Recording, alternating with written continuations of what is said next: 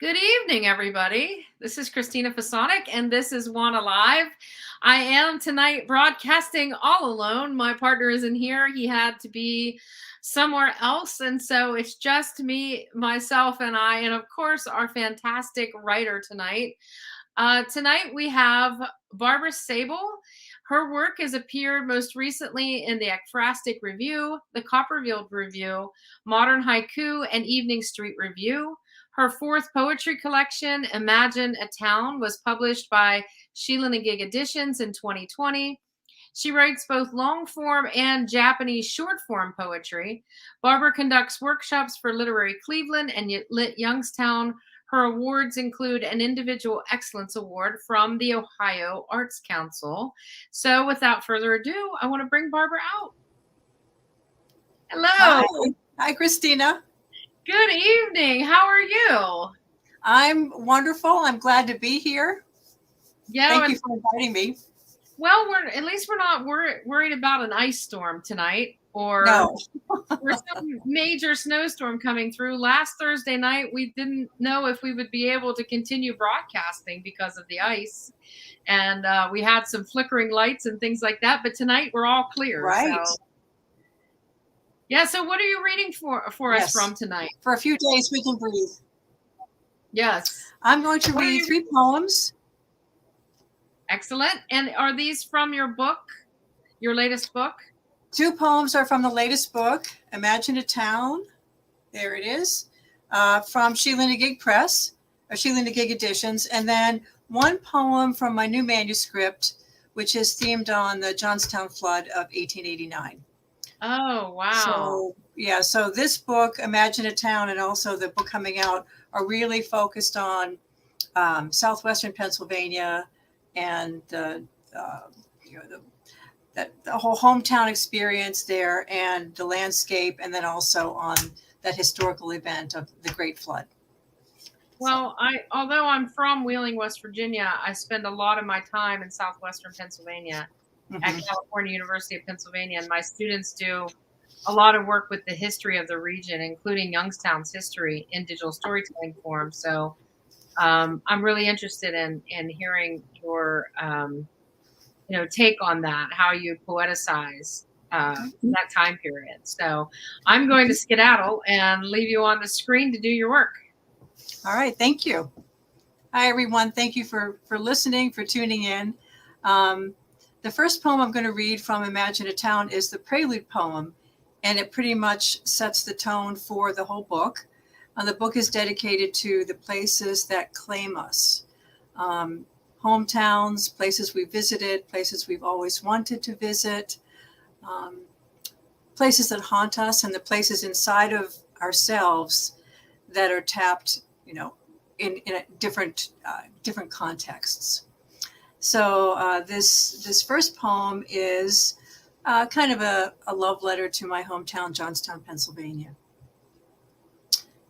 I'm from a one-way bus ticket straight out of that town. Factory whistle, ironworks, a dusty smokestack skyline. The overheated rivers hiss beneath the Allegheny ridges. Percussion of jake breaking down the mountain's grade. I'm from rock, granite, limestone, the grainy quarry water that floated us anywhere else under the blossoming stars. I'm from watermarks outside the 12th floor of Swank's, cipher for the city's resilience, rising from 2 flooded centuries, citizens still treading water. I'm from compound bow versus 5-point buck, hunting season trumped school, back pocket, skull halo, redneck, blue collar, pink collar, orange vest, my scratchy Catholic uniform, mass every morning. I'm from oh, sacred head surrounded. We intoned the crown's piercing meanness, knelt before it in clouds of frankincense. From the busy confessional, a tether of venial sins, the cuss, stolen change, the hand down there, Eve and her serpent, benign, blessed mother. I'm from Nicola Prayer votives and the sanguine back of God, walking away from long unemployment lines, fathers, brothers, sons, after the mill shut down, labor unions fisted with dues. I'm from Too Proud for Welfare, for food stamps. I'm from green stamps, backyard gardens, sheets on the line, the ham steak special at the TikTok diner. From St. Casimir, babushkas bent in prayer. From hand-rolled pierogi, kielbasa reek, cold bottles of Pabst to cap long days. I'm from the incline plane, ascending from factory grind up to scrubbed suburbs, then down again into the foundry's belly. I'm from hand-stitched, home-cooked, nothing wasted. Streetlight curfew, Archie comics, penny candy, Four Square.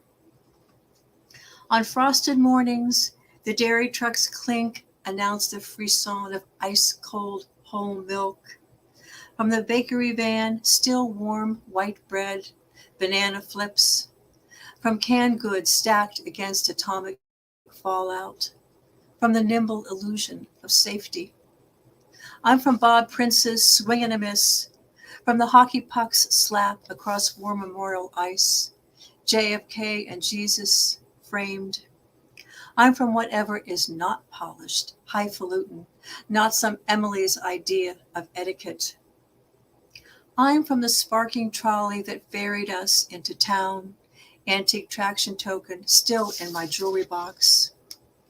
At home on wheels, I jumped its grooved tracks, motored past the city's strict boundaries. Their alarm at the threshold, no backward glance. I'm from a country of regret, of missing that gritty Shangri-La where no one left and I returned as guest. Now an exit off the turnpike between Lake Erie and the coast, the place a vapor, thick as myrrh, a recurring dream. And the second poem from this book is a cento made up of a number of phrases and words from a number of different poems called La Torista. Sometimes I am on a train going to a strange city and you are outside the window, my beautiful, capable daughter, far from home. You were a Torista. It is time for loss to build its tower in the yard where you are merely a spectator now. Think of your life as a bulky present, stairway of shadows and lost dolls, orchids in their hot glass houses, bad luck and the black radish. When the trees incline toward the grass, arching with fullness, it's hard to free your foot from that dreamy earth pool. What a liar, the grave. Not one eyelash stays underground. No one remembers a soft wind off the stones of the dead. Often I am permitted to return to a meadow, consider the radiance, a dream of the grass blowing. The birds are there, eating the rust from their wings. Deep in my body, my green heart turns and thinks of you. Okay, and the last poem is from a new manuscript that is mostly in progress, actually mostly done, themed on the Johnstown flood of 1889. And many of the poems, well, actually, most of the poems are persona, many of them in the voices of the unidentified victims of the flood. And the poems from the unidentified victims were shaped from the morgue book of 1889, which I actually got to handle, which was really quite sort of like haunting and very moving. So they were shaped from the morgue descriptions, which listed features, facial features, body features, personal effects found on the body so that they could be identified and claimed. And nearly 800 were not. So many of the poems are in the voices that of those people, their kind of imagined lives of those unidentified victims. This one is called The Scullery Maid. The morgue entry. Female, age 35 to 40, fair complexion, large nose, tall and strangely built. Working woman, hands creased, evidently worked about a stove or cooking. When sails appeared like seraphim on the mountain lake, gliding against the dark pine ridge, I let myself be lifted into that vision. In between basting and boiling, scouring and mopping, I'd lean against the back porch rail of the St. Charles Hotel and gaze up to the hills. Imagine myself as one of those fancy clubhouse ladies with starched petticoats, a smart bonnet trimmed with bows and flowers, a wide silk ribbon beneath my chin. My hands would be smooth as the marble virgins at St. John's, not these rough, puckered mitts that know only boil, pluck, and scrub day in and out. I'd be handed into a boat fitted with wings, white wings, stretched out like a seabird and float right off that mountain. Oh, such fantasies, until old Mr. Fitzharris hollers on the regular to get back into the kitchen. By 11 o'clock that morning, water in the streets already head high, no time to take up the rugs. I was swept up the stairs with all creation, jamming and shouting, the torrent, the failed dam. When the wave crashed the roof, hurled me back down and down, claimed me, dreams and all. They found me in the cellar 2 days later, floating among jars of peaches and beans. My cotton underskirt flared about my body. Thank you very much.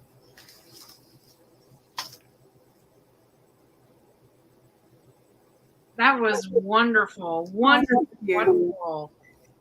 That was really quite moving. And, you know, I too am fascinated with records and history and what's recorded then and how we interpret that and move that into our writing. And it made me think, as you were reading from the first poem to the end, all these questions about place and how place affects us. And I know that that's the work that you're doing here.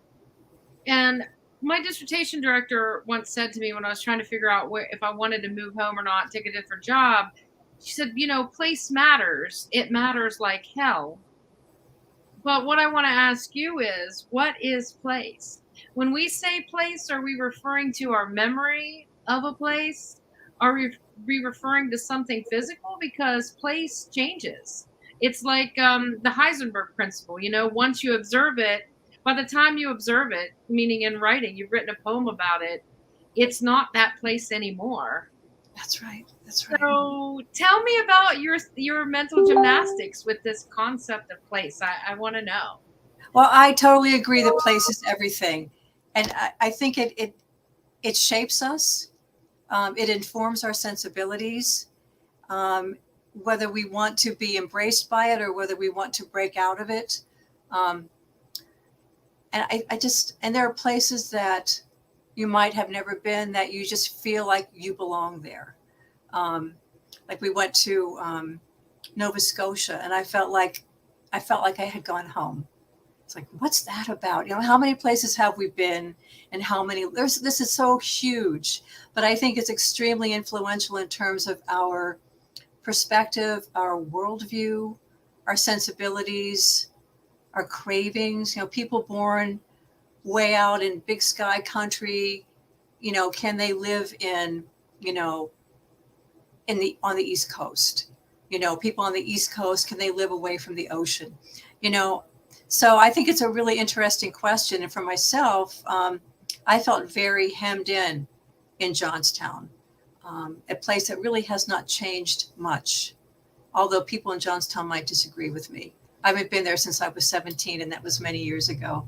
I mean, I haven't lived there. I have been back many times. And I think you're right about the memories. I think that, you know, for example, my grandfather, when we were growing up, we spent a lot of time there, and his backyard just seemed like an endless stretch of land. And we played there and ran there and, you know, played baseball, and it just seemed enormous. And as an adult, I went back and it felt like a little patch of grass behind the yard. But when I was a child, it was enormous. So our memories are really shaped by the distance we are from the experience and from that place. But I think places really do claim us. And I think that poetry is a wonderful way to define your relationship with place. Well, and that begs that question of what is place? Is it the earth? Is it the things we build there? Is it the lives that we live there, the memories we construct there? Is it like the name of your book is Imagine a Town. Imagine a Town. Imagine a Town. And so is it a meditation on the actual place? But what is the actual place? I mean, we could spin in circles here, but I'm just fascinated by, you know, and you grew up with people, obviously, and their description today of that same place would likely be quite different than yours, especially if they stayed and you left, and, you know, all of these things. So I've been fascinated by this concept of place, and I love the way that you work throughout your lines, and this revisiting and truly how places do grab us and hold us and shape us. Who we would be, like, who would you be if you grew up in Southern California or in Nova Scotia, where you feel like there's a place for you there? So I really loved your work, and it really made me think a lot about these things. Thank you so much. Sure. We do have a lot of commentary over here. Marjorie Maddox Hafer says, one of my favorite poems of yours, and she posted that right after your first one. Thank you, Marjorie. Patricia Threshart, who often joins us, says, such effective imagery, and I so enjoy the rich language that you use, accessible but still a sense of magical. Words like sanguine and myrrh, so many more. So, thank you so much, Patricia. That's beautiful feedback. Appreciate it. And Rusty Barnes, one of our regular watchers as well, says, love the cento. Always complimentary when you get your form complimented on. Thank you. And Bart, who's also a regular watcher, he has 2 comments. He says, these were wonderful poems, very enjoyable reading. The first poem blew me away. I grew up on Pittsburgh's South Side back when the mills were going full blast, and you captured so much of it. That first poem captured so much that I could identify with it. And yeah, and you know, as a kid growing up here in Wheeling, West Virginia, I remember when people's homes were black with the pollution from the mills, and the snow would be black in the winter, and all of these things. But they're part of the landscape that made us who we are. That's right. That's right. And it's interesting too. And thank you so much for all those comments. I really appreciate it. The sense of place in our hometowns. If we have moved away, I think that we romanticize, we internalize so much about it. And I think there's a certain romantic relationship that we have, certainly that I have with my hometown and my hometown area. Oh yes, for good and ill. I think that we overinflate and underinflate our memories based on how we felt when we lived there, based on how we felt when we tried to go back. I mean, people say you can never go back home again. And in a sense, that's true, because the home that you left there isn't the same. But a lot of people do come back to Appalachia, and they find their own new relationship with home. Right. So I really loved your work tonight. Thank you Thank you so much, Christina. Appreciate it. Absolutely. And tell my friend Haley Haugen from Sheila-Na-Gig that I said hey. Absolutely, I will. And have a good evening, and see you next week, everybody, next Thursday, 8 p.m. And don't forget that tomorrow night or tomorrow afternoon at 3:30, Damien and I, who couldn't be here tonight, we will be giving a workshop for the University of Pittsburgh on using different writing tools for the creation of memoir and flash fiction. So if you want to find out more, we've posted that on our WANA page on Facebook and on our own wall. So if you're interested, let us know. We'd love to have you. So thanks again, Barbara. And I'm glad that you're on the show. I'm sure we'll see you out there. Yes, good. Thanks. Take care. Thank you, Christina.